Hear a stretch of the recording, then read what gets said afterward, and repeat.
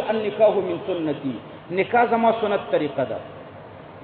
دارنګ رسول الله صلی الله علیه وسلم فرمایي تزوجوا، نکاحګانې کوئ. په دې باب کې به تاسو تراشي فإني مکاثر بكم الامم، زه په نورو امتونو باندې په تاسو به فخر کوم چې زما امت زیات دی او د نورو خلکو امتونه کم دي. نو ګوره د نکاح طرف ته ترغیب ورکړی دی او د نورو معاملاتو طرف ته داسې ترغیب نه دی ثابت. په ترک النکاح باندې پیغمبر علیه السلام ملامتیا ورکړی ده، عتاب ورکړی ده.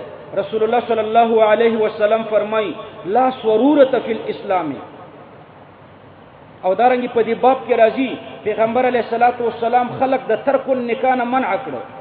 بایزید بستامی رحمه الله یولوی ولی الله دې فرمای چې زما مرتبه د امام احمد ابن حنبل رحمه الله نه مخکې وه، خو بیا هم الله پاک هغه ته په ما زیاتې مرتبې ورکړي امام احمد ابن حنبل ته، او د هغه زیادت د مرتبو وجه دا وه چې هغه نکاح کړې وه او ما نکاح نه وکړې. نو نکاح من وجه العبادت او من وجه المعامله ده د احنافو په نیز. او د دې باب ټول احادیث د احنافو دپاره دلایل دي چې په دې کې ترغیب و پیغمبر علیه السلام د نکاح طرف ته ورکړی دی، او د ترک النکاح نه پیغمبر علیه السلام نهي کړی ده، منع یې کړی ده.